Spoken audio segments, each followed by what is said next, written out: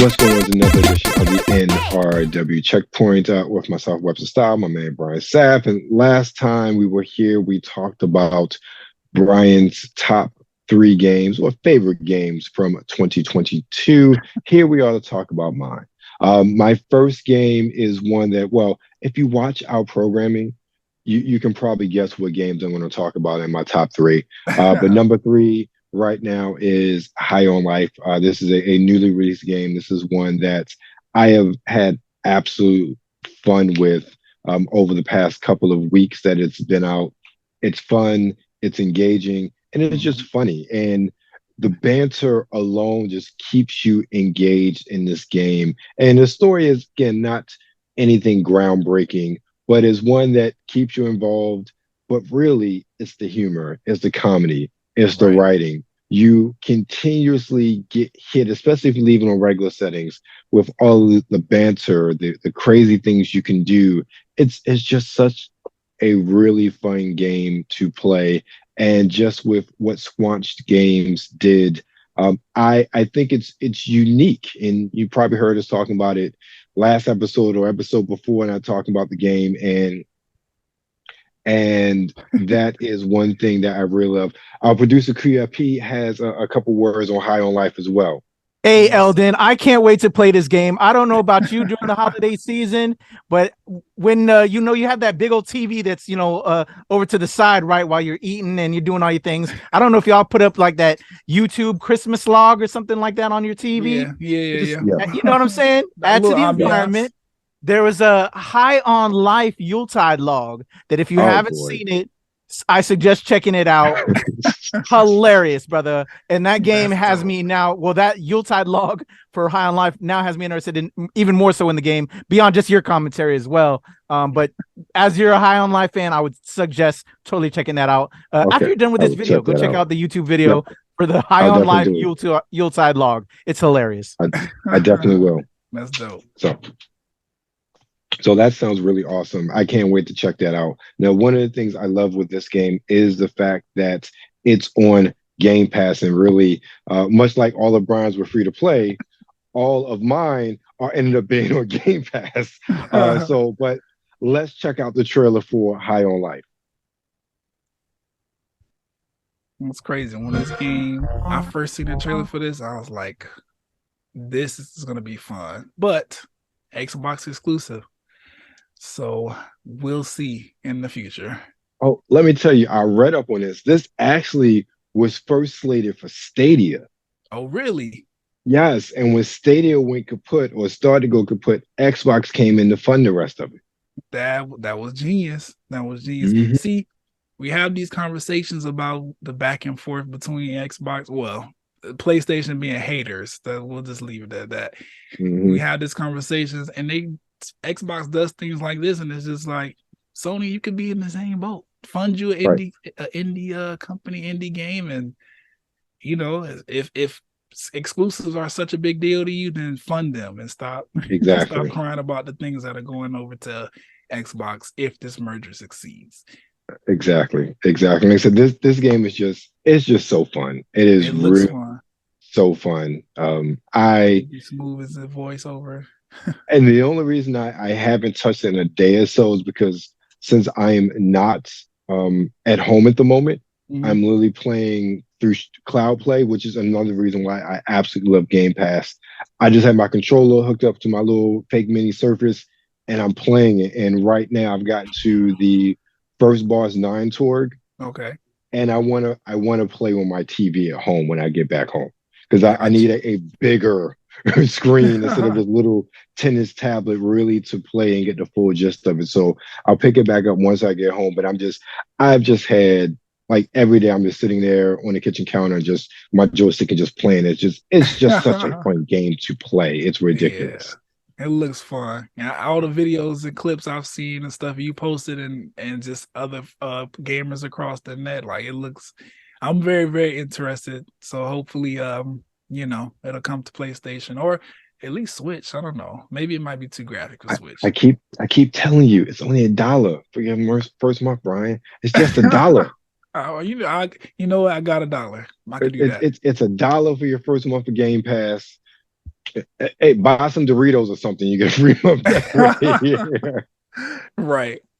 Maybe I will. So that's on my number 3 pick, High on Life. My second pick is again another game you've heard me talking about over and over again this past year, and that is Trek to Yomi. This game is just beautiful. If you are someone who is just a lover of film, and it's not even that sort of 60s Akira Toriyama sort of vibe, Seven Samurai, black and white samurai movies. It's just film in general. You can't help but see this game and fall in love with it. But the fact that it evokes so much of that classic, old school, black and white samurai film style, the voice acting, the twists and turns of the game that I've seen so far. I'm not quite finished yet, but I'm about 75% of the way through based on the last time I checked. It's just a game that is so cool to play. And one of the things I hate that some of the really reviewers talked about was they talked about the simplicity of the combat. I'm here for the story, the story, the immersiveness of this game. Yes, the combat is simplistic to a degree, but it's so immersive of a game. And again, you see this game and you see the love of this genre that the developers had to make this game like that. It's really one, and again, it's on Xbox and PlayStation as well. And I was doing research. They're doing an Ultimate Edition that's coming out in March as well. So there's going to be a physical copy for PlayStation. I'm not sure about Xbox, but I'm pretty sure all that good stuff is going to come as an update to the game. Because again, all my games today are on Game Pass. Right. So that's my take on Trek to Yomi. Let's check out the trailer for it.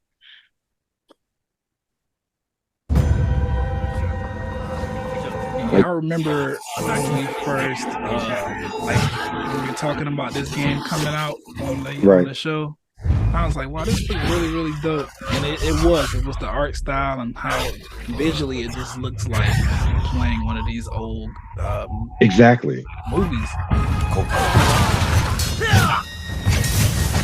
From everything down to the sound effects to the music, it's just like you're playing one of these movies. It's so cool. A game like this makes me love video games. Yeah, I agree. I like this, how some of the fight scenes are like this 2D, like side scroller platformer kind of angle. Yeah. It adds to the cinematography of the game. It really does. Dope.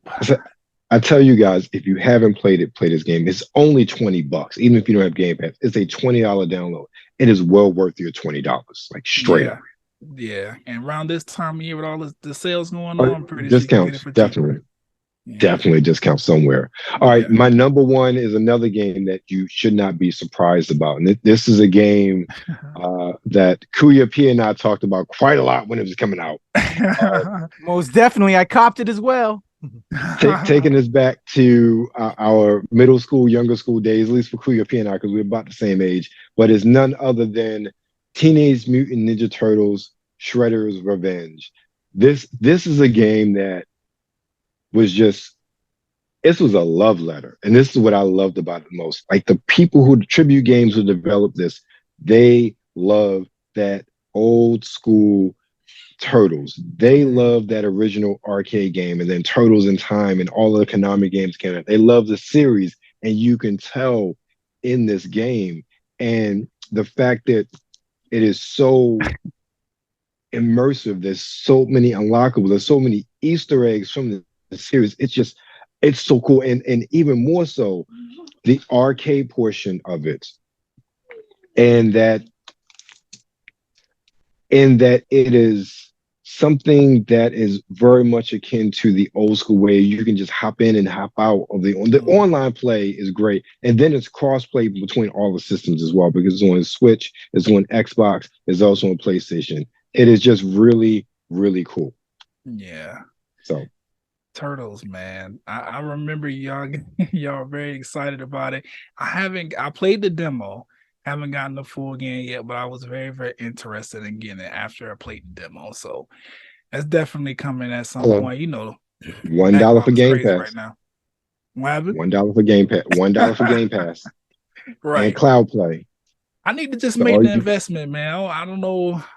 I'm gonna get one of the Xboxes and because I have a gaming PC, but I don't use it very often, so we'll see. Look, this is one of the beautiful things about Game Pass. And before we get to the trailer, with Cloud Play, you don't even need an Xbox. Oh, okay. Like Lily, I told you, I'm playing on my 10-inch tablets.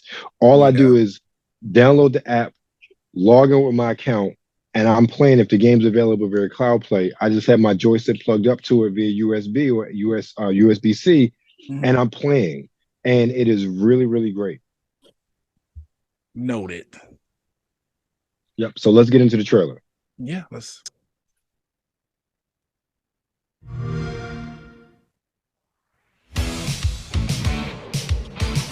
It's so interesting seeing this game because I remember playing the arcade version of this game at a local skating rink here. Right. So it was very interesting. The game coming back. They did the same art style for it, which they didn't really care too much to make the graphics. Right. They kept it real nostalgic. I really appreciate that. They got the voices from the cartoon series as well. Yeah, that was just so awesome.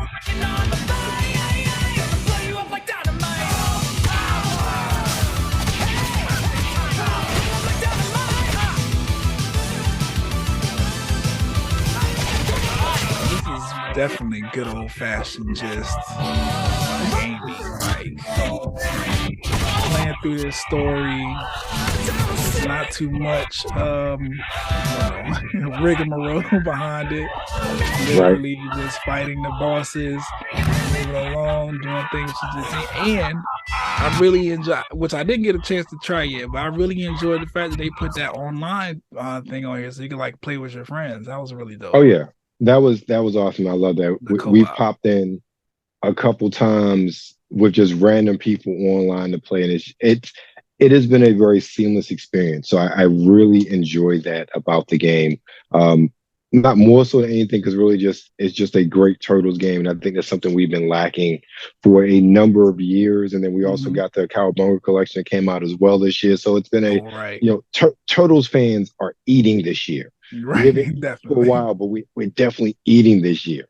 So in addition to those 3 games, there are 2 games that I played a lot of, particularly one in the beginning of the year and the other one toward the end of the year. The first one is New Super Lucky's Tale, which is a platformer that came out, is on Game Pass as well, but it's also on Switch and PlayStation. It's a cute little platformer, easygoing 3D platformer. It's really fun to play, and especially when I was really trying to grind and get achievements to earn points so I don't pay for Game Pass. This is one of the games I really started playing again early in the year, because I played the original edition when it first came out, because the original edition was Xbox exclusive.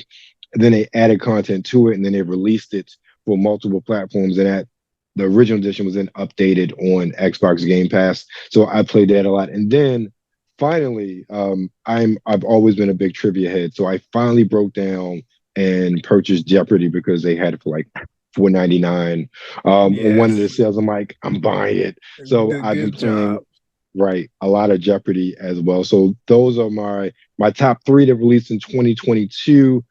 There's a longer list out there, but if you search the YouTubes and WebsterStyle.com, you'll find a longer list as well. So where you can find me, Brian, where can everybody find you? I'm over wherever you can stream podcasts. I do that thing too. Everybody got a podcast, so why not me as well? Talk+Play blerdcast is the name. Games. What else I'll talk about? TV and movies, music. Yeah, and then the trending topics for whatever I'm interested in. Actually have an episode getting ready to come out, the last one of 2022. So look out for that. And then also, here on the NRW checkpoint, talking about all the new releases coming out and everything I've been playing since the last time we recorded. Sounds good to me. And of course, you are currently with Nerds Rule the World. Make sure you follow us on Twitter at the NRW, on Instagram at New Release Wednesday. And of course, you're currently on YouTube, so make sure you like, share, and of course, subscribe. You don't want this. Just subscribe.